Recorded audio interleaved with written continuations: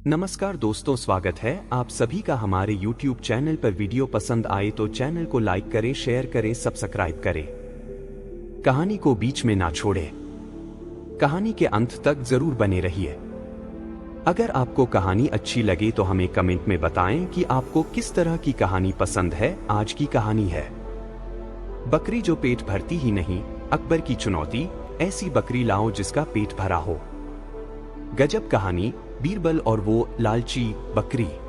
आज की कहानी का नाम है बकरी जो पेट भरती ही नहीं, अकबर की चुनौती। ऐसी बकरी लाओ जिसका पेट भरा हो।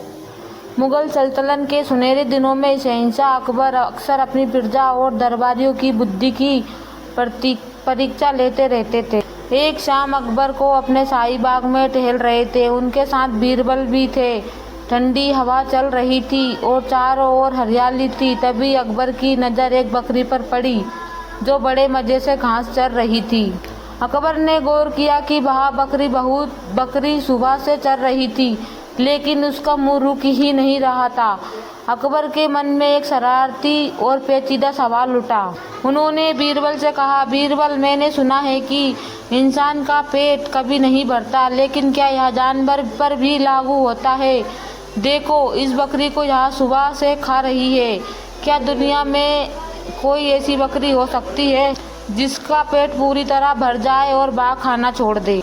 बीरबल मुस्कुराए और बोले, जहाँ पना पेट भरना तो दूर की बात है, लालच एक ऐसी चीज है जो जीव को कभी संतुष्ट नहीं होने देती। चाहे वह इंसान हो या जानवर, जब तक सामने पसंद की चीज रहेगी वह मुंह मारता ही रहेगा। अकबर को एक शरारत सूझी। उन्होंने अगले दिन दरबार में एक चुनौती की घोषणा कर दी। अगले दिन दरबार खचाखच भरा था। अकबर ने ऊंची आवाज में कहा, मेरे प्रिय दरबारियों, आज मैं आपके सामने एक ऐसी अनोखी चुनौती रखता हूँ। जो भी दरबारी 1 महीने के लिए हमारी शाही बकरी को अपने घर ले जाएगा और उसे हम 1000 स्वर्ण मुद्रा इनाम में देंगे। दरबारियों की आंखें चमक उठी, लेकिन शर्त अभी पूरी नहीं हुई थी। अकबर ने कहा, शर्त यह है कि 1 महीने बाद जब बकरी दरबार में वापस आए तो वह हमारे सामने रखी ताज़ा घास को ना कहे दे, यानी वह घास को बिल्कुल ना छुए। अगर उसके घास खा ली तो इसका मतलब होगा कि उसका पेट भरा ही नहीं था। पालने वाले को सजा दी जाएगी। पूरे दरबार में सन्नाटा छा गया। दरबारी सोचने लगे, बकरी और घास को मना कर दे, यहाँ तो सूरज से पश्चिम से निकलना जैसा है। अकबर ने एक दरबारी जिसका नाम मिर्जा साहब था ने सबसे पहले यह चुनौती स्वीकार की। वे बहुत लालची थे और उन्हें लगा कि यह इनाम जीतने का आसान तरीका है। मिर्जा साहब बकरी को अपने घर ले गए। उन्होंने बकरी के लिए बेहतरीन इंतजाम किए। उसे मखमल के गद्दे पर सुलाया गया।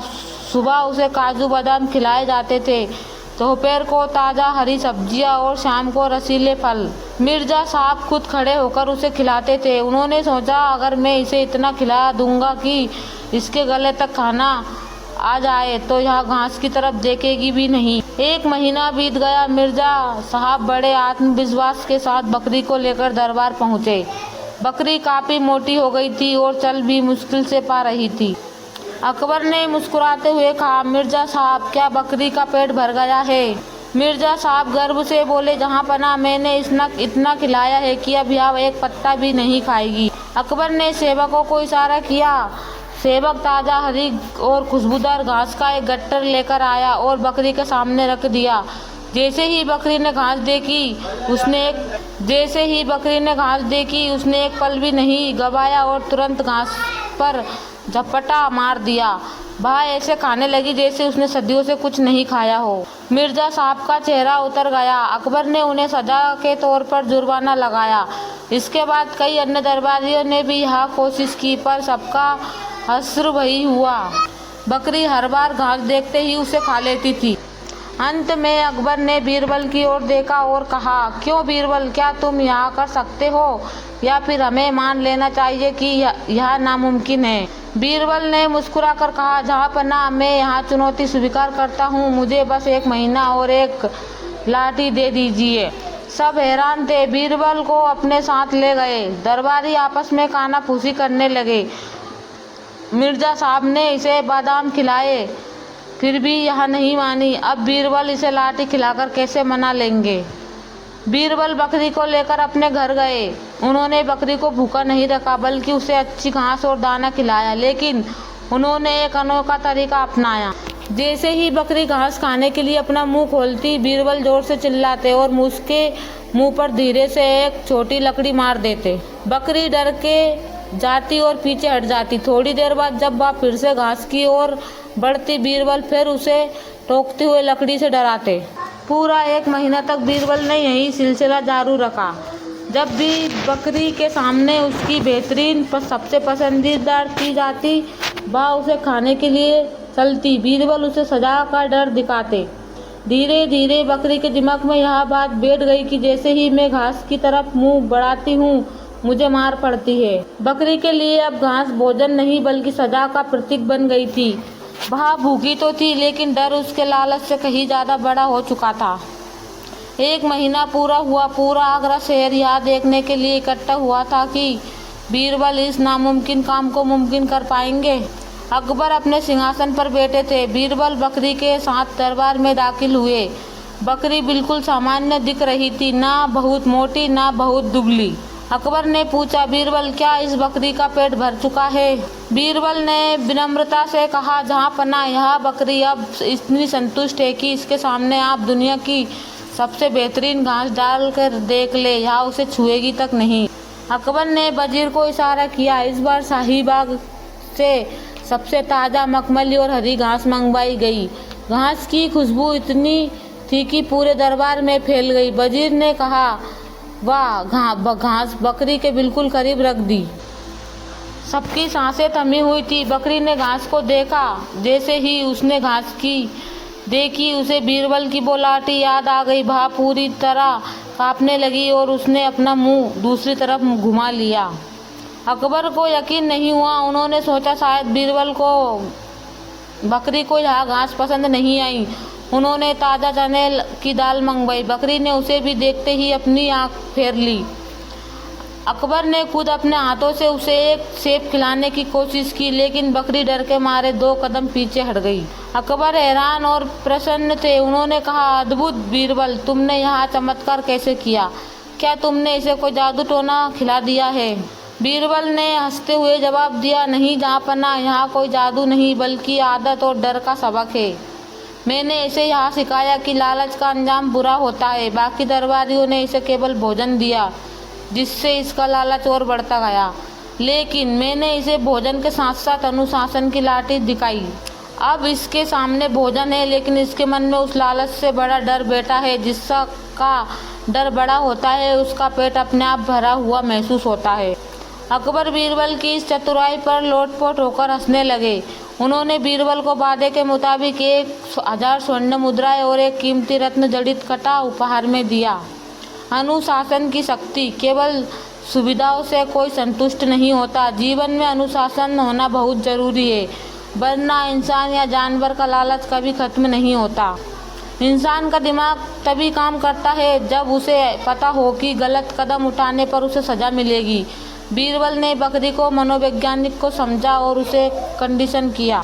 समस्या का समाधान अनुभव में। दूसरे दरबारी केवल ऊपर ऊपर से सोच रहे थे, जबकि बीरबल ने जड़ पर प्रहार किया, आदत बदलना।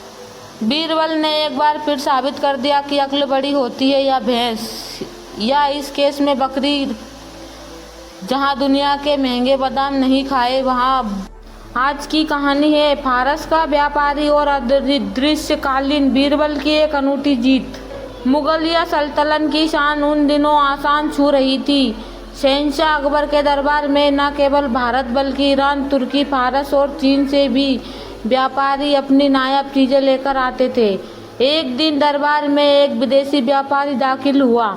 उसका नाम मिर्जा मसूर था। वह फारस का आज का ईरान से आया था।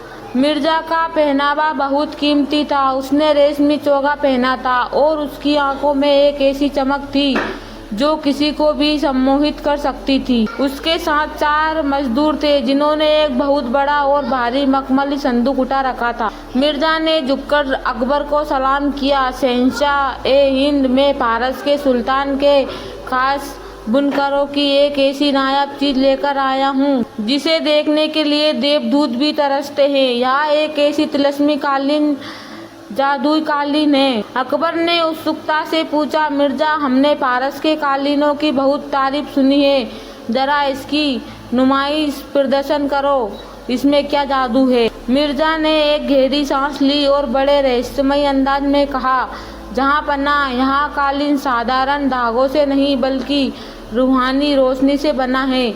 इसे केवल वही देख सकता है जो हलाल की औलाद यानी अपने माता पिता की सच्ची संतान हो और जो राजा के प्रति पूरी तरह वफादार हो। जो व्यक्ति धोखेबाज होगा, बेईमान होगा या जिसके खून में खोट होगा, उसे यह कालीन बिल्कुल दिखाई नहीं देगा। उसके लिए यहाँ केवल खाली जमीन होगी। पूरे दरबार में सन्नाटा छा गया। यह शर्त महज एक व्यापारी शर्त नहीं थी बल्कि किसी के चरित्र की परीक्षा थी। कोई भी दरबारी यह नहीं जानता था कि उसे गद्दार या खोटा समझा जाए। मिर्जा ने मजदूरों को इशारा किया। उन्होंने बड़े ध्यान से संदूक खोला। मिर्जा ने हवा में हाथ ऐसे चलाए जैसे वहाँ कोई बहुत बड़ा और भारी कालीन फैला रहा हो। उसने काल्पनिक रूप से जमीन पर कालीन बिछाने का नाटक किया। मिर्जा बोला, देखिए जहाँपनाह, इसके रंग को देखिए जैसे आसमान जमीन पर उतर आया हो। इसके बीच में सोने के तारों से जो नक्शा की गई है वह सिर्फ नेक लोगों को ही नजर आती है। अकबर ने अपनी आंखें फाड़ फाड़ कर जमीन की ओर देखा। उन्हें वहाँ कुछ भी नजर नहीं आ रहा था। उन्हें सिर्फ समंगर मरमर का फर्श दिख रहा था। अकबर के पसीने छूटने लगे। उन्होंने सोचा, क्या मैं अपने पिता का सच्चा वारिस नहीं हूँ? क्या मैं पद के लायक नहीं हूँ? अगर मैंने कहा कि मुझे कुछ नहीं दिख रहा तो पूरी दुनिया मेरी बदनामी हो जाएगी। अकबर ने अपनी घबराहट छुपाते हुए कहा, सुभान अल्लाह, क्या रंग है, क्या कारीगरी है। मिर्जा वाकई बेमिसाल है। अब दरबारियों की बारी थी। मिर्जा ने मुल्ला दो प्याजा की ओर इशारा किया। मुल्ला जी, क्या आप इन फूलों की महक महसूस कर पा रहे हैं जो इस कालीन पर बुने गए हैं? मुल्ला दो प्याजा ने सोचा कि अगर उसने मना किया तो लोग उसे गद्दार समझेंगे। वह फौरन आगे आया और बोला, बिल्कुल बिल्कुल, मैंने तो अपनी पूरी जिंदगी में ऐसी नक्शाकादी नहीं देखी। वह कानों पर तो लाल रंग है, मोर बने हैं, बिल्कुल असली लग रहे हैं। मिर्जा मुस्कुराया, जबकि वहाँ कोई मोर नहीं था। अब एक एक करके सब दरबारियों की कालीन ने तारीफ की। कोई उसकी कोमलता की बात कर रहा था तो कोई उसकी अदृश्य चमक की। हर कोई अपनी वफादारी और शुद्धता साबित करने की होड़ में लग गया। बीरबल चुपचाप कोने में खड़े यहाँ सब देख रहे थे। वे समझ गए कि यह व्यापारी एक नंबर का ठग है और वह लोगों को मनोवैज्ञानिक डर से खेल रहा है। अकबर ने बीरबल की ओर देखा और पूछा, बीरबल, तुम शांत क्यों हो? क्या तुम्हें कालीन की खूबसूरती निशब्द कर दिया है? बीरबल आगे आए और बोले। उन्होंने गौर से उस खाली जगह को देखा जहाँ कालीन होने का दावा किया जा रहा था। बीरबल बोले, जहाँ पन्ना, यहाँ कालीन इतना दिव्य है कि मैं इसकी तारीफ करने के लिए शब्द ढूंढ रहा हूँ। लेकिन मिर्जा जी, मुझे एक शंका है। आपने कहा था कि जो वफादार है उसे यह कालीन दिखेगा, लेकिन क्या यह कालीन इतना मजबूत है कि इस पर चला जा सके? मिर्जा घमंड में बोला, बीरबल जी, यह कालीन रूहानी है, इस पर बादशाह भी बैठ सकते हैं। बीरबल ने मुस्कुराकर कहा, मिर्जा जी, मैं चाहता हूँ कि आप इस कालीन की सच्चाई एक बार साबित करें, क्योंकि आप इसके मालिक हैं, तो आप ही इसके बीचों बीच चलकर दिखाएं और हमें इसके जादू के एहसास के बारे में बताएं। मिर्जा थोड़ा हिचकिचाया, पर उसने सोचा कि पैदल चलने में क्या बुराई है। वह हवा में पैर उठाकर ऐसे चलेगा, लगेगा जैसे कालीन पर चल रहा हो। बीरबल ने पहले ही अपने एक सेवक को इशारा कर रखा था। सेवक ने पीछे से चुपचाप एक बाल्टी पानी लेकर आया जिसमें थोड़ा सा काला रंग और कीचड़ मिला हुआ था। जैसे ही मिर्जा कालीन के काल्पनिक बीच वाले हिस्से पर पहुंचा, बीरबल ने अचानक उस सेवक से बाल्टी छीनकर उस अदृश्य कालीन पर फेंक दी। मिर्जा चिल्लाया, अरे यहाँ क्या बीरबल, तुमने मेरे कीमती कालीन पर कीचड़ फेंक दिया, यहाँ गंदा हो गया। पूरे दरबार में सन्नाटा छा गया। बीरबल ने बड़े मासूम चेहरे के साथ पूछा, मिर्जा जी, कीचड़ कहाँ गिरा है? मुझे तो जमीन पर कोई दाग नहीं दिख रहा। क्या आप सबको कीचड़ दिखा सकते हैं? दरबारी असमंजस में से अगर वे कहते कि कीचड़ दिख रहा है तो इसका मतलब था कि उन्हें कालीन भी दिख रहा है जो गंदा हो गया है, और अगर वे कहते कि कीचड़ नहीं दिख रहा है तो व्यापारी झूठा साबित होता। मिर्जा गुस्से में बोला, देखो यहाँ काला डब्बा पड़ा है, मेरा कालीन खराब हो गया है। बीरबल जोर से हंसे और अकबर से बोले, जहाँ पना, जरा गौर कीजिए, फर्श पर काला पानी साफ दिख रहा है। इसका मतलब है कि फर्श पर कुछ भी नहीं बिछा था। अगर कालीन होता तो कीचड़ कालीन के ऊपर रुक जाता, फर्श साफ रहता, लेकिन यहाँ फर्श गंदा हुआ है, जो साबित करता है कि कालीन ही नहीं है। बीरबल ने आगे बढ़कर मिर्जा की गर्दन पकड़ ली और कहा, मिर्जा, अगर कालीन रूहाना था और केवल वफादारों को दिखता था तो उस पर कीचड़ कैसे दिख सकता है? कीचड़ तो कोई रूहानी चीज नहीं है। तुमने जहाँपना और पूरे दरबार को उनकी भावना का डर दिखाकर मूर्ख बनाया है। अकबर को अपनी गलती का एहसास हुआ। वे समझ गए कि वे अपनी इज्जत बचाने के चक्कर में एक ठग की बातें में आ गए। अकबर दहाड़े, सिपाहियों, इस मक्कार को गिरफ्तार कर लो। मिर्जा कांपने लगा और बीरबल के पैरों में गिर पड़ा। उसने स्वीकार किया कि कालीन जैसी कोई चीज नहीं थी, वह केवल एक साधारण ठग था जो राजाओं के अहंकार का फायदा उठाकर पैसा ऐंठता था। अकबर ने बीरबल को गले लगाया और कहा, बीरबल, आज तुमने न केवल मेरे पैसे बचाए बल्कि मुझे यह भी सिखाया कि डर के मारे झूठ बोलना सबसे बड़ी गुलामी है। हमने जो नहीं देखा उसे हाँ कहना हमारी कमजोरी थी। बीरबल ने विनम्रता से कहा, जहाँ पन्ना, अक्सर लोग समाज क्या कहेगा, यहाँ मेरी छवि क्या होगी, इस डर से सच को स्वीकार नहीं करते। ठग इस डर का व्यापार करते हैं। बुद्धिमान वही है जो अपनी आंखों पर भरोसा करे, ना कि दूसरों की बातों पर। अकबर ने मिर्जा को कैद में डलवा दिया और 5000 स्वर्ण मुद्रा इनाम में दी। मुल्ला, दो प्याजा और बाकी दरबारी शर्म के मारे अपना सिर झुकाए खड़े थे, क्योंकि उन्होंने कालीन की काल्पनिक खूबसूरती के लंबे चौड़े कसीड़े पड़े थे। ठग, हमेशा आपके अहंकार में सबसे शुद्ध हूँ और आपके डर की लोग मुझे बुरा समझेंगे का फायदा उठाते हैं। अगर सब लोग किसी गलत बात को सही कह रहे हैं तो जरूरी नहीं कि वह सही हो। अपनी बुद्धि का इस्तेमाल करें। बीरबल ने कीचड़ के जरिए भौतिक विज्ञान का सहारा लिया और साबित किया कि जो चीज मौजूद नहीं है वह किसी भी शर्त पर मौजूद नहीं हो सकती। झूठ चाहे कितना भी सुंदर या अदृश्य क्यों ना हो, सत्य की एक छोटी सी चोट उसे बिखेर ही देती है। यह कहानी हमें यहाँ सिखाती है कि कभी कभी शहंशाह के कपड़े या कालीन होते ही नहीं हैं, बस हम उन्हें देखने का नाटक करते हैं ताकि हम मूर्ख ना कहलाए। बीरबल ने हमें 5 घड़ों में बुद्धि भरकर दिखाओ। बीरबल का अद्भुत चमत्कार।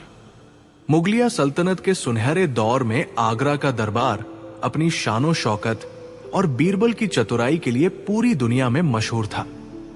लेकिन जहां रोशनी होती है वहां परछाई भी होती है। दरबार में कुछ ऐसे मंत्री भी थे जो बीरबल की लोकप्रियता से जलते थे। इनमें सबसे आगे थे मुल्ला दो प्याजा और मिर्जा हमीद। एक दिन दरबार में चर्चा चल रही थी कि क्या दुनिया में ऐसी कोई चीज है जिसे खरीदा नहीं जा सकता। किसी ने कहा वक्त, किसी ने कहा प्यार, लेकिन मुल्ला दो प्याजा ने मुस्कुराते हुए अकबर से कहा, जहां अपना, एक चीज और है जिसे न खरीदा जा सकता है, न किसी बर्तन में भरा जा सकता है, वो है अक्ल या बुद्धि। लेकिन आपके प्रिय बीरबल तो सर्वशक्तिमान है, शायद वे बुद्धि को भी घड़ों में भरकर दिखा सकते हैं। अकबर उस दिन थोड़े शरारती मूड में थे। उन्होंने बीरबल की ओर देखा और बोले, बीरबल, मुल्ला जी की बात में दम है। हमने सुना है कि तुम्हारे पास हर समस्या का समाधान है। तो क्या तुम हमें 5 घड़ों में बुद्धि भरकर दिखा सकते हो? इसके लिए हम तुम्हें 3 महीने का समय देते हैं। अगर तुम असफल रहे तो तुम्हें दरबार छोड़ना होगा। पूरा दरबार सन्न रह गया। बुद्धि कोई दाल या चावल तो है नहीं जिसे घड़े में भर दिया जाए। बीरबल ने शांति से सिर झुकाया और कहा, हुजूर, आपकी आज्ञा सिर आंखों पर। 3 महीने बाद आपको 5 घड़े बुद्धि से लबालब भरे हुए मिलेंगे। दरबार से निकलकर बीरबल सीधे अपने घर पहुंचे। उन्होंने अपने माली को बुलाया और कहा, मेरे लिए मिट्टी के 5 ऐसे घड़े तैयार करो जिनका मुंह छोटा हो और पेट बड़ा। माली ने वैसे ही घड़े तैयार कर दिए। अब बीरबल ने अपने बगीचे के एक कोने में कद्दू, पेठे की बेलें उगाई। जब उन बेलों पर छोटे छोटे फल, कद्दू आने लगे तो बीरबल ने एक अनोखा प्रयोग किया। उन्होंने 5 छोटे कद्दुओं को बेल से बिना तोड़े उन 5 घड़ों के अंदर डाल दिया। बीरबल ने माली को सख्त हिदायत दी, इन घड़ों का खास ख्याल रखना। बेल को खूब खाद और पानी देना ताकि घड़े के अंदर मौजूद कद्दू तेजी से बढ़े। दिन बीतते गए। घड़े के अंदर कद्दू को पर्याप्त धूप और खाद मिल रही थी। धीरे धीरे वे कद्दू घड़े के अंदर की खाली जगह को भरने लगे। 3 महीने खत्म होने को थे। अब स्थिति यह थी कि कद्दू इतने बड़े हो चुके थे कि उन्होंने घड़े का आकार ले लिया था। वे घड़े के मुंह से बाहर नहीं निकल सकते थे क्योंकि घड़े का मुंह छोटा था। बीरबल ने उन 5 घड़ों को बेल से अलग किया और उन्हें मखमली कपड़ों से ढक दिया। उन्होंने एक संदेशवाहक के जरिए अकबर को खबर भिजवाई, जहां पनाह बुद्धि पककर तैयार है, कल दरबार में पेश की जाएगी। अगले दिन दरबार खचाखच भरा था। मुल्ला दो पियाजा और उनके साथी मन ही मन खुश थे कि आज तो बीरबल का पत्ता साफ होना तय है। वे सोच रहे थे कि बीरबल घड़े में क्या लेकर आएगा, शायद रेत या पत्थर। तभी बीरबल 5 बड़े थालों में ढके हुए घड़े लेकर दाखिल हुए। अकबर ने उत्सुकता से पूछा, बीरबल, क्या इनमें बुद्धि भरी है? बीरबल ने बड़े ही गंभीर लहजे में कहा, हां हुजूर, इन 5 घड़ों में 5 अलग अलग प्रकार की बुद्धि है, लेकिन एक शर्त है, जो भी इन घड़ों से बुद्धि निकालना चाहे वो इस बात का ध्यान रखे कि न तो घड़ा टूटना चाहिए और न ही बुद्धि, अंदर का फल को कोई नुकसान पहुंचना चाहिए। यदि आपने घड़ा तोड़ दिया तो बुद्धि नष्ट हो जाएगी। अकबर ने पहले घड़े से कपड़ा हटाया। उन्होंने अंदर झांका तो देखा कि एक विशाल कद्दू घड़े के अंदर फंसा हुआ है। वो घड़े की दीवारों से सटा हुआ था। अकबर ने उसे निकालने की कोशिश की, पर वो मुंह से बाहर नहीं आ रहा था। बीरबल बोले, हुजूर, ये पहली बुद्धि है, धैर्य और समय। जैसे इस फल को घड़े का आकार लेने में 3 महीने का धैर्य रखना पड़ा, वैसे ही बुद्धि भी समय के साथ पकती है। जो इसे बिना घड़ा तोड़े निकाल लेगा वही असली बुद्धिमान है। मुल्ला दो पियाजा ने कोशिश की लेकिन नाकाम रहे। उन्होंने कहा, यह तो नामुमकिन है। बीरबल मुस्कुराए, यही तो बुद्धि है मुल्ला जी। बुद्धि को जबरदस्ती नहीं निकाला जा सकता, उसे सिर्फ महसूस किया जा सकता है। दूसरे घड़े को दिखाते हुए बीरबल ने कहा, हुजूर, ये दूसरी बुद्धि है। देखिए कैसे इस निर्जीव फल ने खुद को मिट्टी के घड़े के सांचे में ढाल लिया। बुद्धि वही है जो समय और परिस्थिति के अनुसार खुद को बदल ले। जो इंसान जिद्दी होता है वो टूट जाता है, लेकिन जो बुद्धिमान होता है वो घड़े, संसार के आकार में खुद को ढालकर सुरक्षित रहता है। अकबर चकित रह गए। बीरबल की बातों में गहरा दर्शन था। तीसरे घड़े की ओर इशारा करते हुए बीरबल बोले, ये बुद्धि का वह रूप है जो बाहर से शांत दिखता है लेकिन अंदर से ठोस है। ये कद्दू घड़े के अंदर सुरक्षित है। बाहर की दुनिया को पता ही नहीं था कि घड़े के भीतर क्या पक रहा है। असली बुद्धिमान अपने इरादे तब तक जाहिर नहीं करता जब तक कि वो पूरी तरह तैयार न हो जाए। चौथे घड़े को लेकर बीरबल ने एक दिलचस्प बात कही, हुजूर, अगर इस कद्दू को बाहर निकलना है तो इसे खुद को सुखाना होगा, छोटा करना होगा। ठीक उसी तरह यदि मनुष्य को संकीर्ण सोच के एक घड़े से बाहर निकलना है तो उसे अपने अहंकार को सुखाना होगा। बिना अहंकार त्यागे कोई भी संकुचित मानसिकता से बाहर नहीं आ सकता। अंत में 5वें घड़े की बारी आई। बीरबल ने कहा, यह अंतिम बुद्धि है, पूर्णता। इस घड़े में रत्ती भर भी जगह खाली नहीं है। बुद्धि जब पूर्ण हो जाती है तो वो बाहरी शोर से मुक्त हो जाती है। अब इस घड़े को हिलाने पर भी कोई आवाज नहीं आती। अकबर बीरबल की इस मेटाफोरिकल, प्रतीकात्मक प्रस्तुति से दंग रह गए। उन्होंने देखा कि बीरबल ने सचमुच घड़ों में ऐसी चीज भर दी थी जिसे बिना घड़ा तोड़े बाहर नहीं निकाला जा सकता था। मुल्ला दोपियाजा ने चिढ़कर कहा, लेकिन बीरबल, ये तो सिर्फ कद्दू है। बीरबल ने चट्टे अंदाज में जवाब दिया, मुल्ला जी, मैंने तो पहले ही कहा था कि ये बुद्धि के घड़े हैं। अगर आपको लगता है कि ये सिर्फ कद्दू है तो इन्हें बिना घड़ा तोड़े बाहर निकाल कर दिखा दीजिए। अगर आप नहीं निकाल पा रहे तो इसका मतलब है कि घड़े के अंदर की बुद्धि आपकी बुद्धि से ज्यादा बड़ी है। पूरा दरबार ठहाकों से गूंज उठा। अकबर अपनी सीट से उठे और बीरबल को गले लगा लिया। उन्होंने कहा, बीरबल, तुमने साबित कर दिया कि बुद्धि को किसी तराजू में नहीं तोला जा सकता, न ही उसे खरीदा जा सकता है। उसे तो सिर्फ तुम्हारी तरह पैदा किया जा सकता है। अकबर ने बीरबल को 5000 स्वर्ण मुद्राएं और एक बेशकीमती हार इनाम में दिया। इस कहानी 5 घड़ों में बुद्धि से हमें कई आधुनिक और चटपटी सीख मिलती है। आउट ऑफ द बॉक्स सोच, thinking out of the box. Birbal ने समस्या का समाधान वहां ढूंढा जहां किसी की नजर नहीं गई।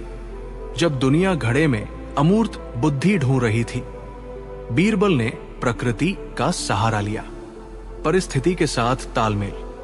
जैसे कद्दू ने घड़े का आकार ले लिया, वैसे ही सफल इंसान वही है जो कठिन परिस्थितियों में भी खुद को ढालकर अपनी जगह बना लेता है। धैर्य का कोई विकल्प नहीं। कुछ चीजें रातों रात नहीं होती। बुद्धि और अनुभव को पकने हमें वक्त लगता है। जैसे उन कद्दुओं को घड़ा भरने में 3 महीने लगे। चुनौती को अवसर में बदलना। बीरबल ने अपमानजनक शर्त को अपनी विद्वत्ता दिखाने के अवसर में बदल दिया। अहंकार की सीमा। मुल्ला दोपियाजा का अहंकार उनकी हार का कारण बना। ज्ञान का दिखावा करना और वास्तव में ज्ञानी होने में बहुत फर्क होता है। अगर आपसे कोई कहे कि तुम्हारे दिमाग में भूसा भरा है तो बुरा मत मानिए। बस बीरबल की तरह मुस्कुराकर कहिए,